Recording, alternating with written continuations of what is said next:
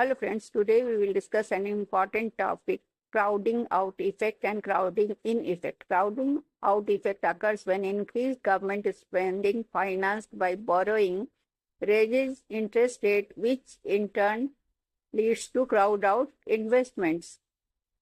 So government borrows money from market by issuing bonds, which increases the demand for loanable funds. Higher demand for funds lead to an increase in interest rates. Higher interest rates make it costlier for private businesses and households to borrow. As a result, private investment declines. There are various types of crowding out. Complete crowding out, when private investment falls exactly by the same amount as government spending. Second, partial crowding out, when private investment falls but not equal to the government spending.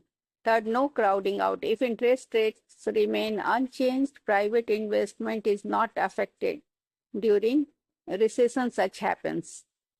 So, for example, we can see, suppose the government of India decides to spend rupees 5 lakh crore on infrastructure by borrowing from the market. To borrow, the government issues bonds to push interest rates upward. Now, a private company like Tata Steel that wanted to borrow the expansion finds loans too costly. It postpones its investment plans. Hence, the government spending crowds out private sector investment.